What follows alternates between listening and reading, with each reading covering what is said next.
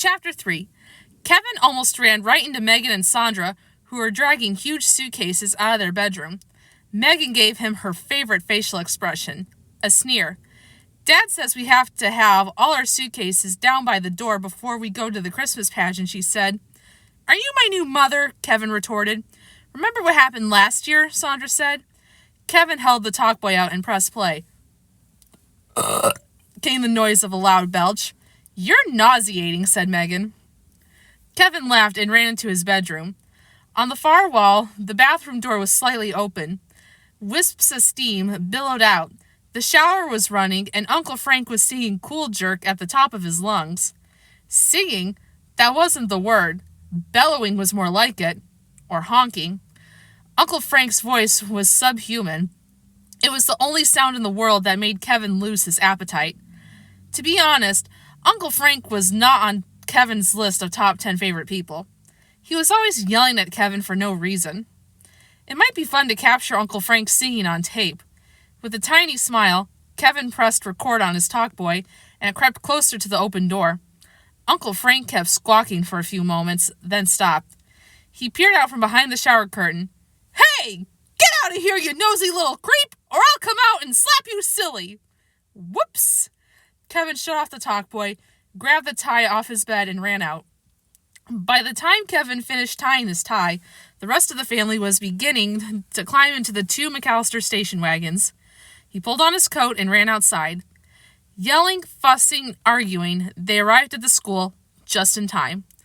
Kevin began feeling nervous. All of his brothers and sisters were in the choir, but he was the only one with a solo. He checked his collar, his hair, his shirt buttons, his zipper. There was nothing worse than being laughed at in public for something dumb like an open fly. Once they arrived at the school, Kevin felt fine. And when he lined up backstage with the rest of the choir, he was actually excited. Each choir member took an electric battery-operated candle. One by one, they walked onto a set of risers, the shorter kids in the front and the taller in the back. In the audience, Mr. and Mrs. McAllister beamed with pride. So did Aunt Leslie. Uncle Frank was fast asleep. Kevin's stomach began fluttering. The auditorium was packed. He could see his mom and dad smiling at him. Christmas decorations were hanging all over the place. But at that moment, it was hard to get into the spirit. He looked at the music teacher, who gave him a big smile. Behind him, Buzz was smiling too, but for a different reason. He was cooking up a plan that had very little to do with the spirit of Christmas. The teacher tapped the music stand with a baton. As the house lights dimmed, the audience fell silent. On a cue from the teacher, the choir began to sing a Christmas tune. Kevin's solo was coming up in the middle of the song. He swallowed and cleared his throat. Kevin's solo is coming up, Mrs. McAllister whispered to her husband. Tell Leslie. Kevin's solo is coming up, Mr. McAllister whispered to Aunt Leslie. Aunt Leslie turned to Uncle Frank and elbowed him in the ribs.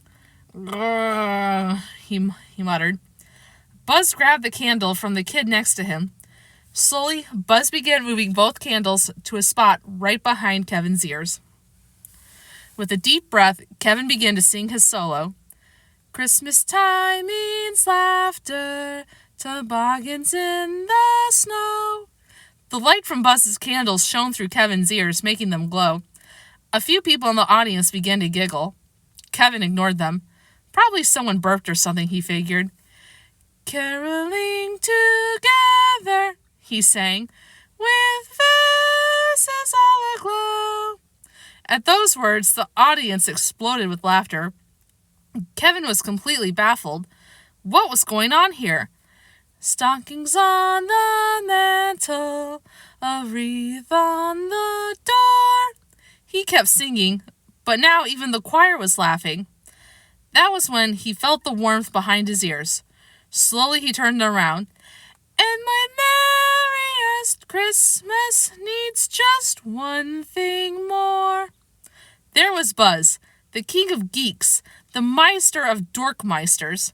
One small step up from a obliged rat, one giant step below a warthog. And he was holding those candles, grinning at the audience as if he were a movie star. Kevin reared back and socked him in the stomach. Oof, Buzz gasped. As he fell backward, he grabbed the boys on either side of him. One boy tumbled off with Buzz. The other grabbed a fourth boy, who lost his balance. He knocked down a girl, who toppled into another girl. She stumbled into two boys, who fell off the side of the risers. One by one, the choir members fell like dominoes. The music teacher stared in shock. Decorations flew, wreaths fell from the walls, and candle lights arched through the air like fireflies.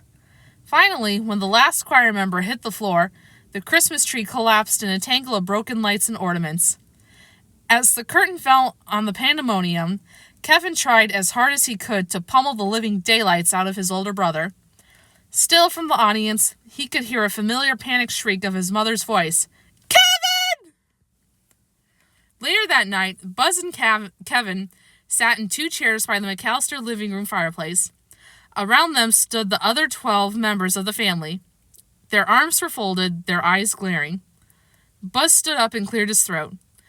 I want to apologize to you all for whatever displeasure I caused you. And I want to apologize to my brother. Kevin, I'm sorry. My prank was immature and ill-timed. Immature or not, Uncle Frank said, it was pretty darn hilarious. Kevin's dad shot him an angry look. Uncle Frank shrugged and looked at the floor. I can assure you all, Buzz continued, there will be absolutely no more shenanigans from me. Christmas is a sacred, happy, loving, caring time of the year, and everybody in the family of man should go along with that. He paused, furrowed his brow, and added, Amen. Mrs. McAllister smiled proudly. That was very nice, Buzz. Now, Kevin, what do you have to say? Kevin looked at her in shock. She believed that sneaky, two-faced, troublemaking liar. Buzz pretended to scratch his nose. Under his cupped hand, he wiggled his retainer at Kevin and muttered, Beat that, you little trout sniffer. Kevin felt like exploding with anger. He glanced around the room. They were all looking at him. They all expected him to apologize to Buzz. How unfair was that? I'm not sorry, Kevin said. I did what I did because Buzz humiliated me. And since he gets away with everything, I let him have it. And since you're all so stupid to believe his lies, I don't care if your idiotic Florida trip gets wrecked or not. Who wants to spend Christmas in a tropical climate anyway? He turned on his heels and stomped away. Kevin, his mother shouted angrily. If you walk out of here, his dad said, you'll sleep on the third floor. Typical. Whenever they wanted to punish him, which was at least once a day, they sent him to the attic room. When he was a kid, it used to scare him, but not anymore. So what else is new, he said. You better not wreck my trip, you little sourpuss, Uncle Frank said. Your dad's paying good money for it. Kevin ran up both flights of stairs and plopped down on the attic room bed. They're all a bunch of jerks, he muttered. Just as he expected, he heard his mother's footsteps coming up the stairs. She pushed open the door and came in. Her face was all tight and serious, the way it got when she needed to yell at him. Last time we all tried to go on a trip, she said, we had a problem that started just like this. Yeah, Kevin retorted, with me getting dumped on. That isn't what happened last time, and it isn't what's happening this time. Buzz apologized to you. Then he wiggled his retainer at me. He didn't mean what he said. He's just sucking up to you. Your father's spending a lot of money to take us to Florida. Kevin turned away. That's his problem. You sit up here for a while and think things over. When you're ready to apologize to Buzz and the rest of the family, I'm not apologizing to Buzz, Kevin shot back. I'd rather kiss a toilet seat. Then you can stay up here the rest of the night. Fine. I don't want to be down there anyway. I can't trust anybody in this family. And you know what? If I had my own money, I'd go on my own vacation. By myself. Alone. Without any of you guys. And I'd have the most fun of my life. His mom glared at him. You got your wish last year. Maybe you'll get it again this year. She was right. He had wished to be left home alone last year. With a shrug, he said, I hope so. Mrs. McAllister shook her head and sighed. Then she wearily turned and walked downstairs. Kevin watched her go. Maybe she was right. Maybe if he wished hard enough, he would get a vacation all by himself, to a place where no one would bother him, no one would make fun of him, and no one would cause him any trouble. What a thought.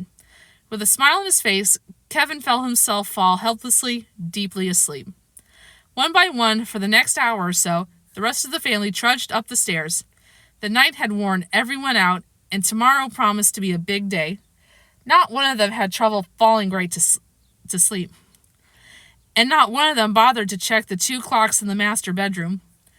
As the lights went out, the McAllister house was swallowed in the dark winter night. A frigid wind screamed in from the north, but no one heard it. It bent trees. It whipped branches against the house. It stirred up trash cans and blew rubbish into the street. For a moment, a crumpled page of that day's newspaper smacked against the front door. It flipped open to a 2-column headline: "Wet bandits escaped during prison riot." Then, as fast as it came, it flew away into the night. So I'm going to go ahead and stop there, and I hope you guys will join me for Chapter 4.